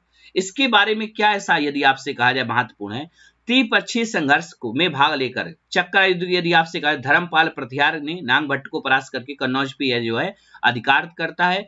कुछ समय के लिए ये वहां पर रहता है, फिर इसके बाद जो है ये साम्राज्य को छोड़ देता है। ठीक है, तो यदि आपसे कहा कन्नौज किसने जीता था? अमोघ वर्ष। ये ऐसे नाम पूछ लिए जाते हैं। अमोघ वर्ष जो है किस वंश का राजा हुआ है? अमोघ वर्ष प्रथम। तो लोग पता है यहाँ पर अक्सर जो है राष्ट्रकूट नहीं मारते और कुछ भी मार के चले आते हैं। अमोघ वर्ष ने मान्यखेत को राष्ट्रकूट की राजधानी बनाया और इसके समय पर इसने जो है, यदि आपसे कहा जाए, जैन धर्म को मान लिया था। तो इसलिए फेमस होता है क्योंकि जैनिज्म ग्रंथ में जो है अमोघ वर्ष की जानकारी जो है मिलती है, क्योंकि ये जैन धर्म का पालन करता है। फिर इसके बाद यदि आपसे कहा जाए कि कृष्ण थर्ड होता है, एक प्रतापी राजा जो कि राष्ट्रकूटों का। उसके बारे में बस इतना याद रखना कि जब राष्ट्रकूटों का कृष्णफष्ट तो एलोरा की गुफाएं बनाया था, कृष्ण थर्ड ने जो है राष्ट्रकूटों को पुनः एक बार गौरवशाली बनाया। और आपको बता दें यह जो है चोल राजाओं को हरा करके तंजौर तक जो है अधिकार कर लिया था। इसने चोलों को हरा करके तंजौर, जो कि आप लोग जानते हैं, और रामेश्वरम धाम जो है वहां तक इसने अधिकार कर लिया था। रामेश्वरम जो पंबन आइलैंड में रामेश्वरम धाम पड़ता है, वहां पर इसने जो है अधिकार कर लिया था। तो इतना याद रखना। इस वंश का जो लास्ट किंग हुआ है उसका नाम है, यदि आपसे कहा जाए, कर्क तृतीय। बस इतना याद रखना। यदि आपसे इस वर्ष का जो लास्ट किंग प्रतापी हुआ है उसका नाम है कर्क तृतीय, नहीं कर्क द्वितीय। और यदि आपसे कहा जाए यह जो है अंतिम राजा है जिसने तैलप द्वितीय को परास्त करके जो है दक्षिण भारत में अपनी सत्ता जो है स्थापित की थी। तो इतना ही राष्ट्रकूटों के बारे में जो है महत्वपूर्ण है। इससे ज्यादा राष्ट्रकूटों के बारे में मुझे लगता है ज्यादा जानने की आवश्यकता हमें आपको नहीं होनी चाहिए, नहीं तो हम लोग ज्यादा जो है वो हमारे सीजीएल एग्जाम में नहीं आता, पीसीएस परीक्षाओं में पूछा जाता है, तो उस पर हम बात ना करके हम सीजीएल के विषय जो सीजीएल में पूछे जाने वाले विषय हैं उन पे रह करके आगे बढ़ते हैं। क्लियर है? अब हम लोग सीधे चलते हैं कहां पर, आपका दिल्ली सल्तनत पे। दिल्ली सल्तनत पे जो कि एक महत्वपूर्ण है, जहां से हम लोग महमूद गजनबी के आक्रमण, मोहम्मद गौरी के आक्रमण, इन सबको आगे कवर करते हुए आगे बढ़ेंगे। क्लियर है? सभी लोगों को दंती दुर्ग के बारे में मैंने बता दिया, दंती दुर्ग के बारे में बताया, चौहान राजा अजय पाल के बारे में बता दिया, हिंदू शाही जो वंश है उनके बारे में बता दिया, जो हिंदू शाही वंश हुए हैं वह भी हमारे लिए इंपॉर्टेंट होते हैं। तो आ जाइए मध्यकालीन भारत के इतिहास को, जहां से आप लोगों को रोचक लगता है वहां से शुरू करते हैं। चलिए, सबसे पहली बात यदि हम बात करें मुस्लिमों के बारे में कि मुस्लिम आक्रमणकारी जो आए हुए थे, ठीक है, उनके बारे में थोड़ा सा इतिहास से हमें जानकारी कहां से मिलती है। यदि आपसे कहा जाए, मैं थोड़ा सा अलग टाइप का पढ़ाऊंगा इस बार, मुझे आप सबको नाराज मत होना। मध्यकालीन भारत या मिडवल हिस्ट्री के बारे में हमें जो जानकारी मिलती है वो कहां से मिलती है, सीधे टॉपिक में नहीं, क्योंकि ये टॉपिक जो इंपॉर्टेंट है पहले इनको। तो यदि आपसे कहा जाए हमें सबसे पहले जानकारी जो है बुकों से मिलती है। कौन सी बुक से? तो तहकीक हिंद से। तहकीक हिंद, तहकीक हिंद। मध्यकालीन भारत के इतिहास की जानकारी के लिए हमें पता है सबसे पहले हमने ऐतिहासिक ग्रंथों को टटोला और जाना कि कुछ सुल्तान और बादशाह जो हैं उन्होंने जो है अपने समय पर बहुत सारी महत्वपूर्ण पुस्तकें जो है लिखी गई हैं। साथ ही साथ कुछ साहित्यकार, कुछ ऐसे शासक हुए जिन्होंने खुद अपनी आत्मकथा लिखी है, कुछ ऐसे शासक हुए जिन्होंने अपने किले बनवाए हैं, कुछ ऐसे शासक हुए जिन्होंने अपने सिक्कों में जो है अपने नामों को उत्कीर्ण कराया है। तो उसी के क्रम में तहकीक, यदि आपसे कहा जाए हिंद पुस्तक जो है ये किसने लिखी थी, तो आप बोलना अलबर्नी का ग्रंथ है। यदि आपसे कहा जाए अलबर्नी, यदि आपसे कहा जाए अलबर्नी, अलबर्नी का यह ग्रंथ है जो कि तहकीक हिंद। किस भाषा में लिखा गया है, इस ग्रंथ की लैंग्वेज क्या है, ये सवाल आपकी परीक्षा में आता है, मैं नहीं पूछ रहा हूं, परीक्षाओं में आपका एग्जामिनर आजकल ऐसे सवाल पूछ रहा है। तो आप बोलना अरबी भाषा में लिखा गया था। साथ ही साथ इस तहकीक हिंद ग्रंथ का इंग्लिश में अनुवाद जो है किसने किया है, यह सवाल आता है ना। यदि आपसे कहा जाए इसका इंग्लिश में अनुवाद जो है, इंग्लिश ट्रांसलेट किसने किया है, तहकीक हिंद का, तहकीक हिंद ग्रंथ का जो है इंग्लिश ट्रांसलेट जो है किसने किया, जो बताएगा उसको मैं पता है इनाम दूंगा, इनाम में जो है शाबाशी मिलेगी। तो आप बताओ, यदि आपसे कहा जाए तहकीक हिंद जो है ये मूल ग्रंथ जो है अलबर्नी ने लिखा था, अलबर्नी, और किस भाषा में लिखा था, अरबी भाषा में लिखा था। अलबर्नी का ग्रंथ है, आपकी परीक्षाओं में 100 बार से ज्यादा पूछा गया है, ठीक है। लास्ट टाइम भी सीजीएल में पूछा गया था, तहकीक हिंद जो है अलबर्नी का ग्रंथ है, गलत, एडवर्ड सांची ने इसको ट्रांसलेट किया था, पहली बार सुन रहे हो। और ये सवाल भी आपके लिए इंपॉर्टेंट है, एडवर्ड सांची। यदि आपसे कहा जाए अलबर्नी के ग्रंथ को इंग्लिश ट्रांसलेट किसने किया है, तो एडवर्ड सांची ने किया था। तहकीक हिंद जो है, जो सबसे पहले भारत में मुस्लिम आक्रमण के बारे में जानकारी प्रस्तुत करती है, इस बुक को हिंदी ट्रांसलेट जो है किसने किया है, हिंदी अनुवाद जो है किसने किया है, उसका नाम भी बताएं। तहकीक हिंद ग्रंथ का हिंदी अनुवाद जो है किसने किया, प्रशांत जी बहुत बहुत स्वागत है। तो आप बोलना रजनीकांत शर्मा ने किया है। कोई कोई लोगों को हवा नहीं लग रही है कि हमने पढ़ा तो सब था लेकिन पता नहीं ये क्या है, रजनीकांत शर्मा ने किया है। यदि आपसे कहा जाए जो अलबर्नी है, यदि आपसे कहा जाए यह जब आया था, यदि आपसे कहा जाए किसके साथ जो है भारत आया था अलबर्नी तहकीक हिंद में, तो आप बोलना महमूद गजनबी के साथ भारत आया था, महमूद गजनबी, महमूद गजनबी के साथ जो है यह भारत आने वाला जो है व्यक्ति है। आपको बता दें इसने भारतीय किसानों को, यदि आपसे कहा जाए, अपने ग्रंथ में लिखा है कि उस समय भारतीय राजा उनसे 1/6 जो है लगान लिया करते थे। और आपको बता दें इसने अपने समय पर, यदि आपसे कहा दक्षिण भारत के किसी राज्य का वर्णन नहीं किया है। तो अलबर्नी निश्चित तौर से उत्तर से आया हुआ था, महमूद गजनबी के साथ आया हुआ था, ठीक है। अगले सवाल पे चलते हैं। यदि आपसे कहा जाए, अगली बुक है यहां पर तारीख नासरी। आजकल ऐसे ग्रंथ खूब पूछे जाते हैं। देखिए आप लोग इतिहास मुझे पता है किस टाइप का पढ़ते हैं, और उसी टाइप के जो है मार्क्स भी आजकल आ रहे हैं। तारीख नासरी ये भी एक ग्रंथ है जो हमें मध्यकालीन भारत के इतिहास की जानकारी देता है, नासरी। तो यदि आपसे कहा जाए ये ग्रंथ किसने लिखा है, बताइए। आप लोगों ने बहुत इतिहास पढ़ा होगा, बताइए ना यदि पढ़ लिया है। यदि आप लोगों ने बहुत अच्छे से हिस्ट्री पढ़ी है तो आपको आंसर आनी चाहिए ना, मैं तो कुछ अलग थोड़े न कर रहा हूं, एज ए एग्जामिनर मैं भी तो आपसे क्वेश्चन पूछ रहा हूं कि तारीख नासरी ग्रंथ जो है, और मैं बताऊंगा ये क्यों इंपॉर्टेंट है, क्योंकि दिल्ली सल्तनत में गुलाम वंश के बारे में जानकारी जो है इसी ग्रंथ से मिलती है, तारीख नासरी से। कोई बता ही नहीं पा रहा है।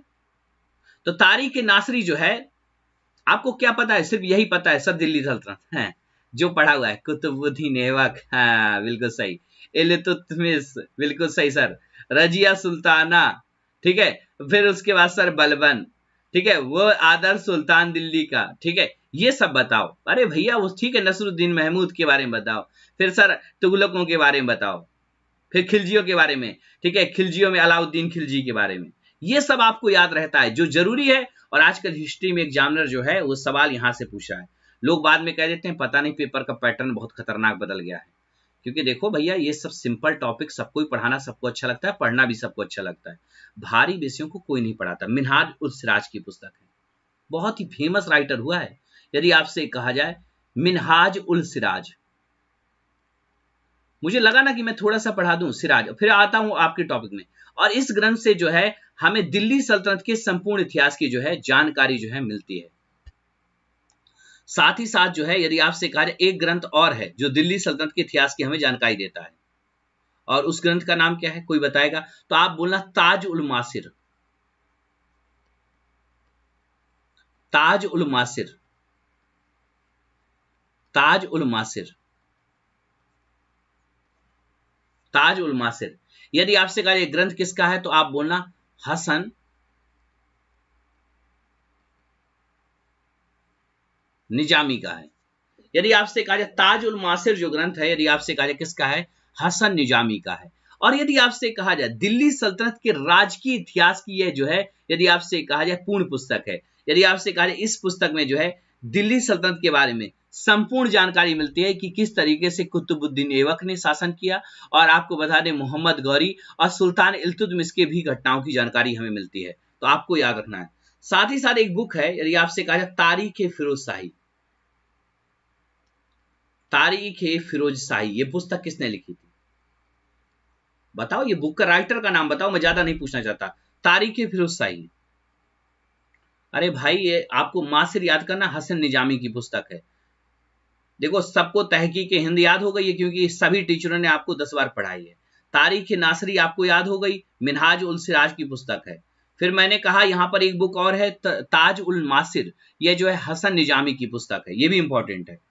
किसकी पुस्तक है? हसन निजामी की पुस्तक है। कह रहा पढ़ा तो 3 दिन पहले ही था, याद कुछ नहीं आ रहा है, तो ऐसे पढ़े होगे ना। तारीख फिरोज शाही जो है, हाँ नहीं, फिरोज शाह तुगलक की नहीं है, यही तो गलत है ना। यदि आपने बर्नी का नाम सुना, इतिहासकार बर्नी का नाम सुना होगा ये जरूर, लेकिन इसकी बुक का नाम नहीं आपको पता है। तारीख फिरोज शाही जो है यदि आपसे कहा जाए जियाउद्दीन बर्नी की पुस्तक है, अल बर्नी की नहीं, जियाउद्दीन बर्नी की पुस्तक है। बर्नी, बहुत सारे लोग कहते हैं ना बर्नी इतिहासकार जो है, और इसने जो है फिरोज शाही नामक इस पुस्तक में जो है तुगलक वंश के इतिहास की जानकारी लिखी है कि तुगलक डायनेस्टी किस तरीके से चल रही थी। बर्नी ही वह जो है ये ग्रंथ लिखता है और अपने समय पर बताता है। वहीं पर एक पुस्तक और है फुतुहाते फिरोज शाही, देखो ये सबको याद होगा, फुतुहाते फिरोज शाही, यह जो है दिल्ली सल्तनत की पहली आत्मकथा है, मतलब किसी राजा ने पहली आत्मकथा जो है लिखी थी। और यदि आपसे कहा जाए ग्रंथ के रचनाकार कौन है, इस ग्रंथ को किसने लिखा है? पहली आत्मकथा ऑटोबायोग्राफी है, और आपको बता दें ये सिर्फ और सिर्फ 32 पेजों की है, क्योंकि राजा ने बहुत ही छोटी पुस्तक लिखी है, और स्वयं फिरोज शाह तुगलक ने जो है फुतुहाते फिरोज शाही लिखी है। फिरोज शाह ने खुद अपनी आत्मकथा जो है लिखी है, फिरोज शाह तुगलक ने। लेकिन जब आपसे मैं पूछूं तारीख फिरोज शाही, तो ये बर्नी का ग्रंथ है, आपको याद रखना है। तारीख फिरोज शाही जो है बर्नी का है, और यदि आपसे कहा जाए फुतुहाते फिरोज शाही जो है ये किसका है, तो आपको याद रखना है। आगे आ जाओ। दिल्ली सल्तनत में एक पोइट का नाम आपने बहुत सुना होगा, जो कि तूतीय हिंद कहा जाता है, अमीर खुसरो। इसकी बुकें जो है आजकल बहुत पूछी आ रही हैं, और 2 बार सीजीएल में इसकी बुकें पूछी गई। बाद में पता है जब आपका पेपर हो जाता है उसके बाद 4 एजुकेटर यूट्यूब में खड़े होकर के आपस में बात करते हैं कि देखिए अमीर खुसरो की बुक पूछी गई, तो वहीं पर एक एजुकेटर इंग्लिश या मैथ का होता है, वह बोलता है सर आप जब ये पढ़ा रहे थे मेरा तो विषय इंटरेस्टिंग नहीं है, लेकिन जब आप अमीर खुसरो बता रहे थे तब आपने तूतीय हिंद बताया हुआ था, पुस्तक का नाम मुझे याद आ रहा था कि खजान करके उसी इन्हीं की पुस्तक है। ऐसी बातें तब वो हवा में करेंगे। ठीक है, जब आपका पेपर हो जाएगा तब टेस्ट एनालिसिस वाले होंगे कि हमने अपने क्रैश कोर्स में ये पढ़ाया है, 5 क्वेश्चन उनके पढ़ाए हुए आ जाते हैं, 10 क्वेश्चन, बाकी इधर उधर के जो सवाल आते हैं उनमें कहते हैं कि हमने पढ़ाया था आपने सुना नहीं होगा। ठीक है, ऐसा खूब मिलेगा आपको, देखिएगा। तो आप लोग पहले से, मैं 1 महीने पहले ही आपको बता रहा हूं कि पढ़ लो, अमीर खुसरो जो है ये फेमस है। पहली बात, इसका जो टाइटल है, यदि आपसे कहा जाए यूपी के पटियाला गांव से बिलोंग करते थे, इनका जो टाइटल है ये इतना ज्यादा सबको ही जानता है, तूतीय हिंद, लेकिन जो नहीं जानता वही एग्जामिनर आजकल पूछ रहा है। ठीक है, एग्जामिनर क्या पूछता है कि इनकी जो महत्वपूर्ण पुस्तकें हैं उनका नाम बताएं। अमीर खुसरो ने कौन कौन सी बुक लिखी है, क्योंकि दिल्ली सल्तनत में 7 राजाओं के कार्यकाल में यदि आपसे कहा जाए ये रहा है। अमीर खुसरो का पूरा नाम पूछ लेगा तो आप लोग नहीं बता पाओगे कि अबुल हसन, यदि आपसे कहा जाए यामुनुद्दीन खुसरो जो है इसका पूरा नाम। यदि आपसे कहा जाए 5 नाम लिख दे, और अमीर खुसरो का जो इतने प्रसिद्ध कवि हुए हैं इनका नाम आपको पता होना चाहिए। सुल्तान के, यदि आपसे कहा बलबन के समय पर यह जो है अपने लेखन से जो है आरंभ करते हैं अपना जीवन, बलबन के समय से शुरू होते हैं, और इन्होंने जो पुस्तकें लिखी हैं उनका नाम मोस्ट इंपॉर्टेंट है। यदि आपसे कहा जाए किरान उस सादीन, किरान उस सादीन, ये इनकी पुस्तक है। दूसरी जो इनकी पुस्तक है अमीर खुसरो की, ठीक है, नूह सिपेहर, यदि आपसे कहा जाए नूह सिपेहर, अमीर खुसरो की बुक है। तीसरी अमीर खुसरो की बुक है आसिका तुगलक नामा, यदि आपसे कहा जाए आसिका तुगलक नामा, वैसे सिर्फ तुगलक नामा मिल जाए तो आप बोलना कि अमीर खुसरो की बुक है। खजान उल फतूह, खजान उल फतूह, यह भी इनकी एक महत्वपूर्ण पुस्तक है अमीर खुसरो की, तो आप कह रखना। यदि आपसे कहा जाए कि अमीर खुसरो जो है किसके शासनकाल में सेनापति बने थे, तो आप बोलना अलाउद्दीन खिलजी के समय पर। ठीक है, यदि आपसे कहा जाए 2 टुकड़े करके तबले का आविष्कार जो है करने वाला जो है, यदि आपसे कहा तबला जो है उसका डिस्कवरी किसने किया है, तो अमीर खुसरो ने किया है। जो तबला नहीं बजता उसकी डिस्कवरी जो है किसने किया है, अमीर खुसरो ने ही किया है, तबला। तो आपको याद रखना, ये महत्वपूर्ण ग्रंथ है, तो आपको याद रखना। वहीं पर एक दिल्ली सल्तनत की और पुस्तक है, उसको भी जान लो, ज्यादा टफ नहीं बताऊंगा।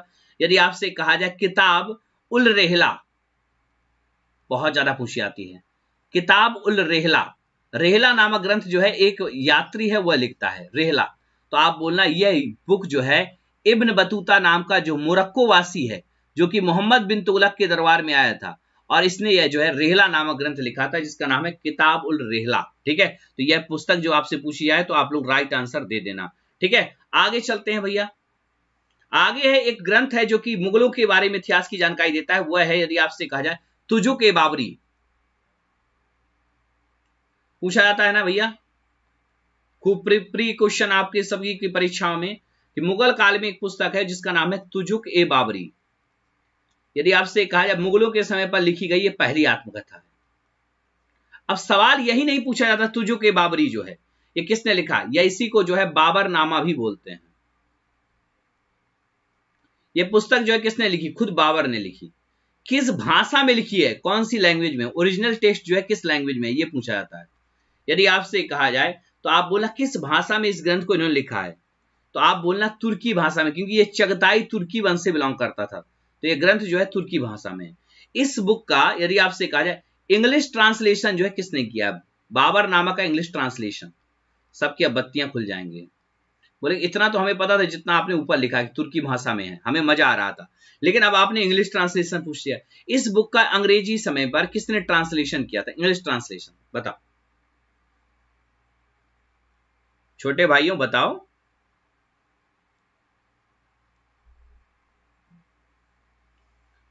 मोबाइल उठा के देखना पड़ रहा है।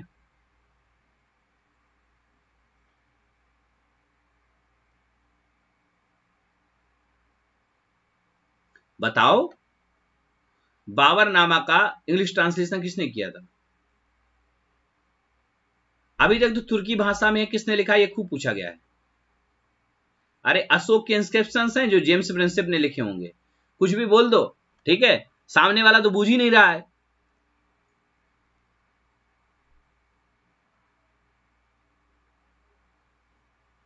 अभी भी गलत है। एडवर्ड उस बुक का बताया तो इस बुक में भी तुम आ गए।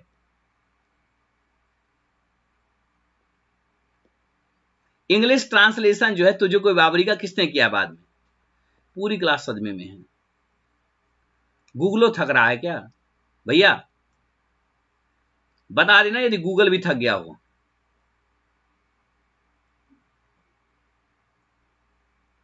अभी वो भी बताऊंगा, पहले तुर्की भाषा में लिखो।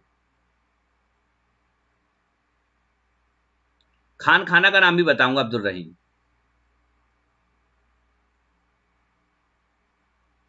मैं मानता हूं बाबरनामा फारसी ट्रांसलेट है, वो बाद में किया गया है।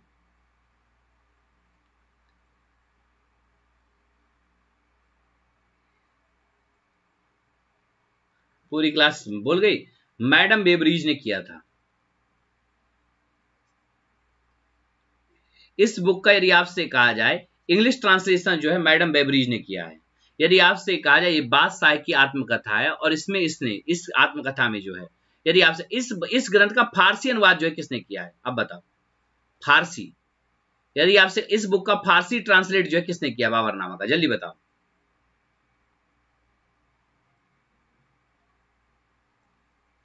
पूरी क्लास बताओ सदमे में चली जा रही है। सबके मोबाइल घर में सारी चीजें रखी हैं, फोन भी है, सब कुछ है।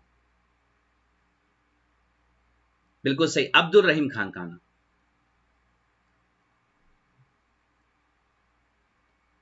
आगे आ जाओ। तुझो के बाबरी के बाद एक अगली पुस्तक है हुमायूंनामा। हुमायूंनामा जो ग्रंथ है किसने लिखा था, पहली बात ये बताओ। हुमायूंनामा जो ग्रंथ है इसके राइटर जो है कौन है, लेखक कौन है? तो आप बोलना इनकी बहन थी हुमायूं की, गुलबदन बेगम। मैं सिर्फ बुक पढ़ा करके फिर सीधे मॉक कराऊंगा। अब गुलबदन बेगम, यदि आपसे कहा जाए छोटे भाइयों, गुलबदन बेगम जो है यदि आपसे कहा जाए बाबर की बिटियां थी, इन्होंने लिखी थी। अच्छा, यदि आपसे कहा जाए इसकी बुक की ओरिजिनल कॉपी जो है अभी भी लंदन में रखी हुई है, आज भी ये लंदन में रखी हुई है ये बुक। साथ ही साथ अगली बुक है वो है तारीख ए शेरशाही, क्योंकि हुमायूं के बाद यहां पर शेरशाह सूरी का राज होता है। तारीख ए शेरशाही, इस बुक को किसने लिखा है, शेरशाह के जीवन पे। यदि आपसे कहा जाए तारीख ए शेरशाही, तो आप बिल्कुल सही बता रहे हो, अब्बास, ये मैंने आपको बताया है, खान सरवानी की पुस्तक है। अब्बास खान सरवानी की पुस्तक है, जिसमें शेरशाह सूरी के इतिहास की हमें जानकारी जो है संपूर्ण मिलती है। यदि आपसे कहा जाए कि शेरशाह सूरी कौन था, कहां से आया, किस तरीके से गद्दी में बैठा, ये सारी हमें जानकारी मिलती है। वहीं पर एक बुक है अकबरनामा। अकबरनामा, इस अकबरनामा जो बुक की जानकारी जो है हमें कौन, अकबरनामा किसने लिखी है, तो आप बोलना अबुल फजल। ये अकबर के समय पर यदि आपसे कहा जाए, अबुल फजल के समय पर, यदि आपसे अकबर के समय पर जो है हमें इस ग्रंथ से जो है संपूर्ण जानकारी जो है प्राप्त होती है, अबुल फजल से। आगे आ जाओ। यदि आपसे कहा जाए अकबरनामा अबुल फजल की पुस्तक है, जिसको आखिरी भाग जो है आईने अकबरी कहलाता है। और आपको बताने बाबर, हुमायूं और अकबर के बारे में हमें संपूर्ण जानकारी जो है इस पुस्तक में मिलती है। साथ ही साथ शत्रु शेरशाह की जानकारी भी हमें यहां पर मिलती है। अगला जो है यदि आपसे कहा तबकात ए अकबरी, लिखना गलत करोगे, लोग पता है अकबरनामा को ही तबकात ए अकबरी बोलते हैं। तबकात ए अकबरी ये ग्रंथ किसने लिखा, अकबर के समय पर तबकात ए अकबरी नामक ग्रंथ जो है किसने लिखा था, तो आप बोलना निजामुद्दीन अहमद ने लिखा था। निजामुद्दीन अहमद ने इस ग्रंथ को जो है लिखा हुआ था। साथ ही साथ यदि आपसे मैं बात करूं यहां पर,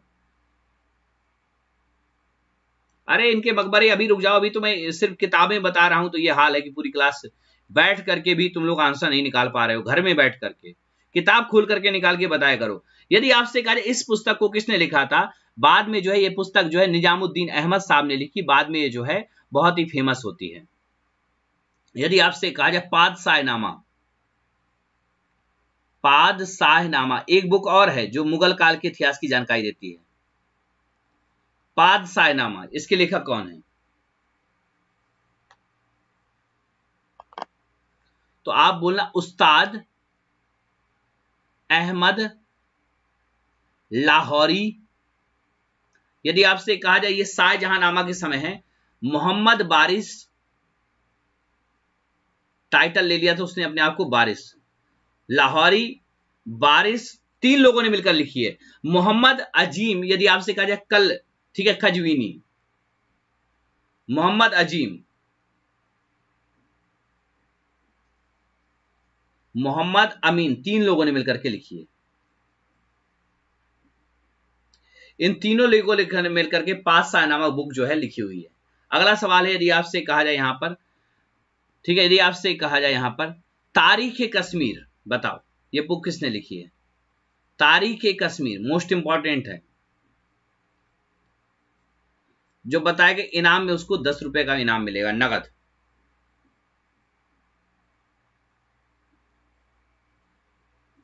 अरे शाहजहां के बारे में बस तुम लोगों को ये बताया, कहानी अच्छी लगती है इतिहास में। अब दौर गया जब कहानियों पे क्वेश्चन आते थे।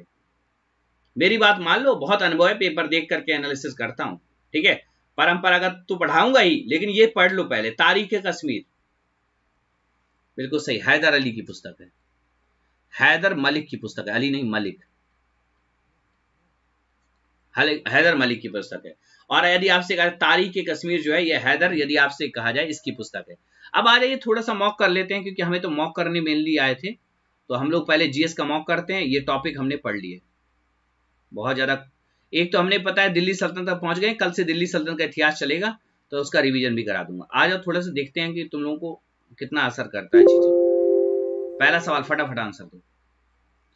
First ruler of slave dynasty, देखना ऐसे आंसर, ऐसे क्वेश्चनों को तुम लोग कैसे बताते हो, जल्दी बताओ। First ruler of slave dynasty, मिल जाएगा मीमू, मिल जाएगा आपको। सब लोग एक ही का कॉपी किए हो।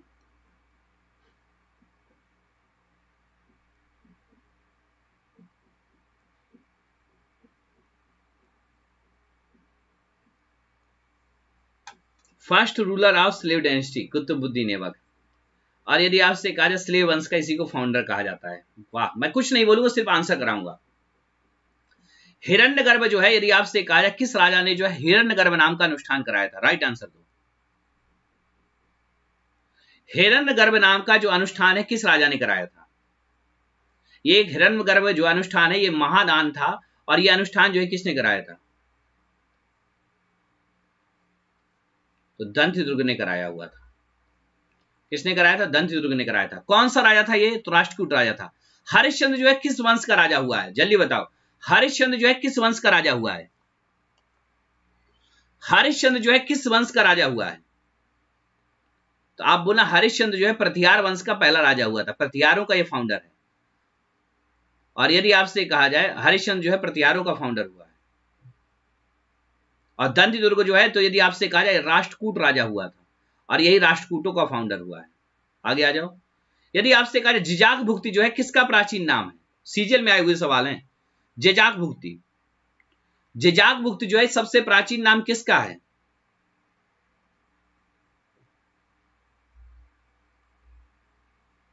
तो आप बोलना कि बुंदेलखंड, बघेलखंड, तो बुंदेलखंड।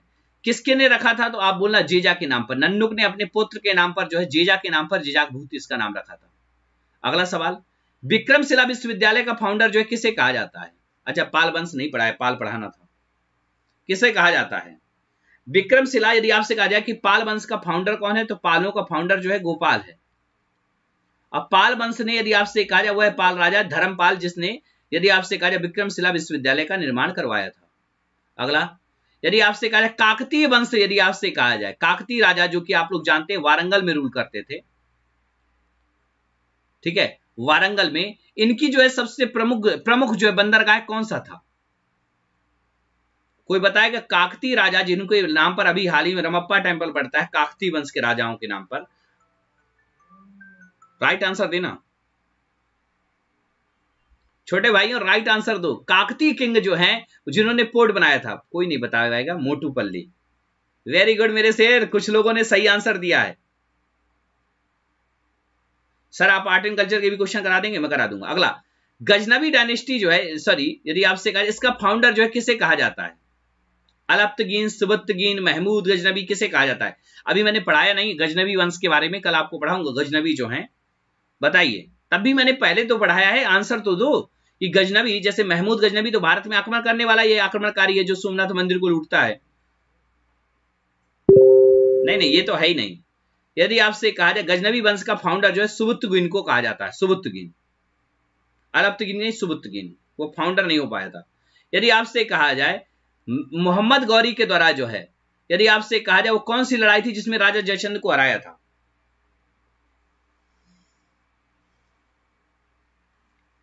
अरे यार, ये लड़ाई जो है मोहम्मद गौरी और पृथ्वीराज चौहान के बीच हुई। पृथ्वीराज चौहान यहाँ पर गौरी को हराता है, यहाँ पर पृथ्वीराज चौहान हारा है, मारा जाता है। ठीक है, तो ये लड़ाई दोनों गलत है। तो ये अगला युद्ध जो होता है चंदावर का युद्ध होता है, राजा जयचंद को यह युद्ध में हराता है, यही बुलाया था, इसी को हराता है। अगला सवाल, यदि आपसे कहा जाए कुतुब मीनार जो एक महत्वपूर्ण इमारत है दिल्ली सल्तनत में, इनमें से कौन सा एसोसिएटेड नहीं है?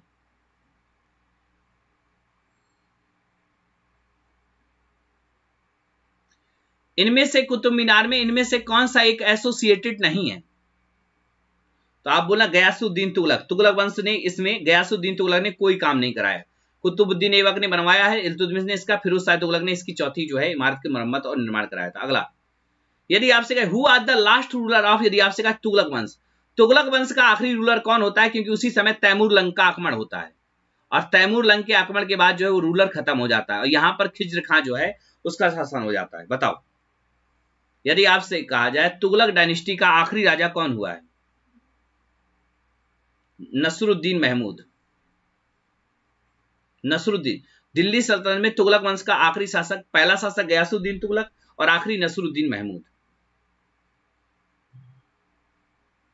ब्लड इन आयरन पॉलिसी जो है, यदि आपसे कहा जाए लॉ और रक्त की नीति जो है वो कौन अपनाता है?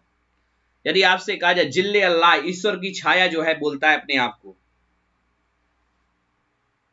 आज रात 9 बजे वाली क्लास है, 10 बजे वाली भी क्लास है, रात में 9 बजे जीएस का मॉक देने जरूर आना। बताओ, ब्लड इन आयरन पॉलिसी जो है कौन अपनाता है? मैं आंसर देख रहा हूं, जोश में कमी नहीं होनी चाहिए। बलबन, वेरी गुड मेरे छोटे भाई। और यदि आपसे, यही अपने आप को जिल्ले अल्लाह जो है टाइटल देता है। और यदि आपसे कहा जाए 20 वर्ष मंत्री 20 वर्ष सुल्तान बनता है। यदि आपसे कहा जाए अशोका के अभिलेखों को, अशोक के अभिलेखों को दिल्ली लाने वाला जो है दिल्ली सल्तनत में कौन सा सुल्तान हुआ है? अशोक के अभिलेखों को कौन दिल्ली लेकर के आया था वापस, जो कि टोपरा और मेरठ के अभिलेखों को यदि आपसे कहा उठा लाया था?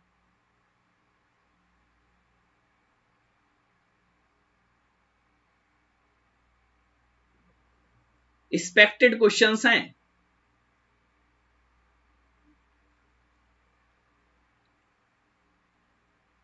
वेरी गुड, अरे वाह। अरे भैया फिरोज शाह तुगलक, वो बताओ मोहम्मद बिन तुगलक बोलता है। अरे फिरोज शाह तुगलक जो है लेकर के आया था। अरे भैया फिरोज शाह तुगलक लेकर के आया था।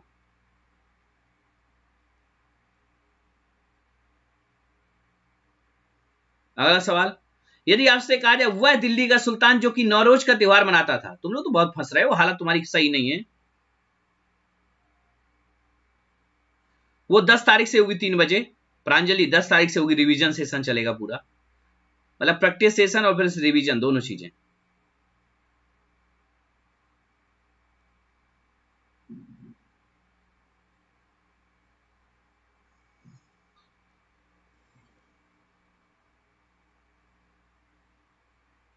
ठीक है श्री, करा दूंगा यार। बलबन ने नहीं नौरोज का त्योहार बनाया था, अपने आप को पारसी परंपरा में प्रतिष्ठा दिलाने के लिए ईश्वर की छाया बोलता था। अगला सवाल, यदि आपसे कहा तैमूर लंग का आक्रमण जो है कब हुआ था, किस राजवंश के समय पर हुआ था दिल्ली में? तैमूर लंग ने जब अटैक किया था उस समय दिल्ली की गद्दी में कौन बैठा था 1398 में? 10 तारीख से है ना, कल नहीं परसों से है 3 बजे वाली क्लास।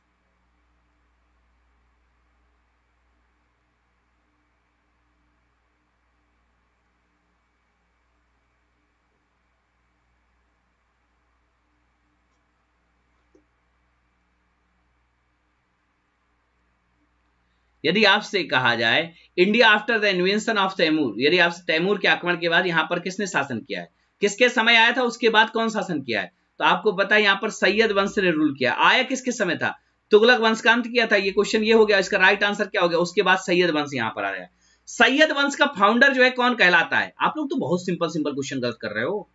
सैयद वंश का फाउंडर कौन कहलाता है? खिज्र खां कहलाता है, तैमूर का जो सेनापति बना हुआ था। अगला यहां पर आ जाओ, स्लेव ऑफ स्लेव, गुलामों का गुलाम जो है किसे कहा जाता है? गुलाम का गुलाम जो है किसे कहा जाता है? भाई कल वाली क्लास भी आप जरूर ज्वाइन कर लेना, आप डेली कर लो थोड़ा सा रिवीजन इस तरीके से सीरीज के माध्यम से। कल मैं दिल्ली सल्तनत में मुगल पूरा रिवीजन करा के 50 सवाल करा दूंगा आपसे। स्लेव ऑफ स्लेव जो है, गुलामों को गुलाम जो है इल्तुतमिश को कहा जाता है, क्योंकि यह जो है यदि आपसे कहा कुतुबुद्दीन ऐबक का गुलाम था और कुतुबुद्दीन ऐबक जो है मोहम्मद गौरी का गुलाम था, इसलिए स्लेव ऑफ स्लेव जो है इसको कहा जाता है। Which medieval sultan has credit to founding the city of Agra? किस सुल्तान ने दिल्ली में, यदि आपसे कहा जाए दिल्ली का वह सुल्तान मिडवल हिस्ट्री का जिसने दिल्ली आगरा को अपनी राजधानी बनाया और आगरा शहर बसाया था? आगरा शहर का फाउंडर जो है किसे कहा जाता है?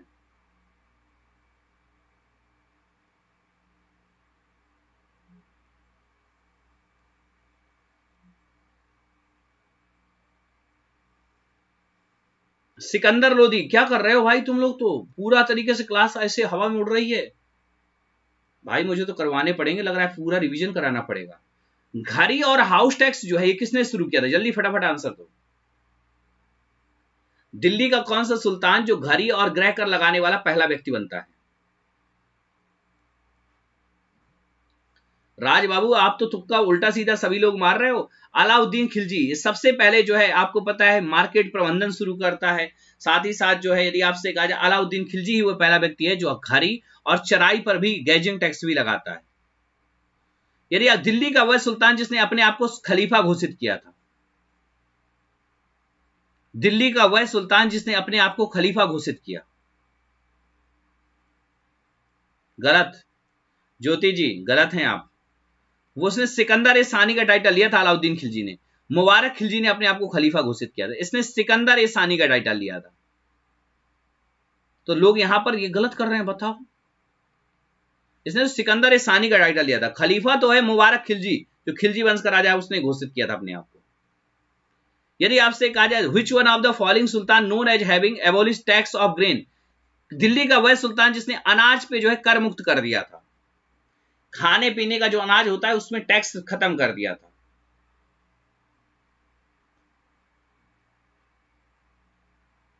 गलत, अभी भी गलत हो सभी लोग, बताओ जल्दी से, पूरी क्लास बोल्ड हो जाएगी। मैथ भाई वर्मा जी गलत हो रहे हैं आप, क्लास साहब आप भी गलत हो रहे हैं। Klaus Schwab world economic forum के फाउंडर, बिल्कुल सही, रोशन बाबू ने सही आंसर दिया है डी, सिकंदर लोदी जो आगरा शहर को बनाता है। पब्लिक डिस्ट्रीब्यूशन सिस्टम जो है पीडीएस जो है, जो आप लोग आज भी देखते हैं राशन कोटा वगैरह, ये किसने शुरू किया था? जो आज का पीडीएस है वो सबसे पहले किसने शुरू किया था?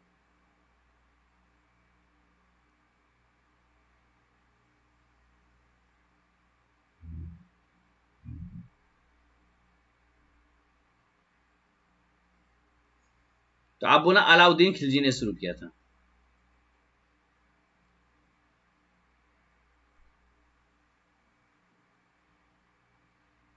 आमिर कोही जो है ये डिपार्टमेंट किसने बनाया था, जो एग्रीकल्चर का डिपार्टमेंट है?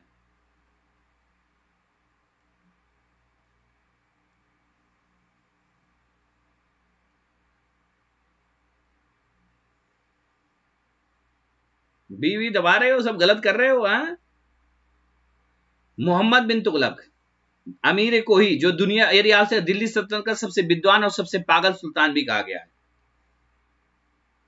यदि आपसे कहा जाए वह दिल्ली का सुल्तान जिसने, यदि आपसे कहा दीवान खैरात नाम का दान विभाग बनाया था गरीब और बेसहारों को मदद के लिए। सरकारी नौकरी एंड रिजल्ट, राइट आंसर दो। दिल्ली का वह सुल्तान जिसने दान और भिक्षा के लिए दीवान खैरात नाम का डिपार्टमेंट बनाया था। अब सही हो, बिल्कुल सही हो, पढ़ाना पड़ेगा भाई एक बार। मोहम्मद गौरी जो है, यदि आपसे कहा सबसे पहले जो है इक्ता सिस्टम किसे दिया था? मोहम्मद गौरी ने। मुझे पढ़ाना पड़ेगा, कल मैं रिवीजन करा दूंगा। सभी लोग एग्री हो ना? ठीक 12 बजे आ जाओगे, मिडवल हिस्ट्री का रिवीजन, फिर मिडवल हिस्ट्री के 50 सवाल। भले चले क्लास हमारी 2 घंटे। मोहम्मद गौरी गांटे फर्स्ट इक्ता। मोहम्मद गौरी ने, यदि आपसे कहा जाए सबसे पहले इक्ता जो है किससे बनाया था, इक्ता सिस्टम, तो आप बोला कुतुबुद्दीन ऐबक को दिया था। ऐबक इसी का गुलाम था। तो आज के लिए इतना ही। Thank you so much. आज हमने जो है राजपूतों का इतिहास पढ़ा और गुर्जर प्रतिहारों का इतिहास पढ़ा। प्रतिहार वंश को पढ़ने के बाद हम जो है राजपूतों में चंदेल राजाओं के बारे में पढ़े। फिर चंदेलों के बाद जो है हमने बुंदेलखंड के चंदेल और चौहानों का इतिहास पढ़ा, राष्ट्रकूट राजाओं का इतिहास पढ़ा और मध्यकालीन भारत की जो महत्वपूर्ण पुस्तकें हैं उनको भी पढ़ा। और साथ ही साथ हमने लगभग 30 सवाल 40 सवाल का मॉक किया। चलिए आज के लिए इतना ही। Thank you so much. कल फिर मिलेंगे ठीक 12 बजे और हम लोग मिडवल हिस्ट्री के बेहतरीन टॉपिक को खत्म करेंगे। ठीक है, चलिए कल चालुक्य पढ़ा दूंगा।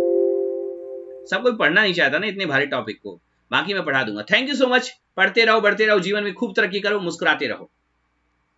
और अनअकैडमी ज्वाइन करने के लिए याद रखिएगा यहाँ पर डिस्काउंट कोड जो है अनअकैडमी ज्वाइन करते समय, आप या आपका कोई दोस्त अनअकैडमी ज्वाइन कर रहा है, चाहे एसएससी हो, चाहे बैंक हो, चाहे रेलवे हो, चाहे आईआईटी हो, चाहे कैट हो, हर जगह के लिए G10 डिस्काउंट कोड अप्लाई करना मत भूलिएगा।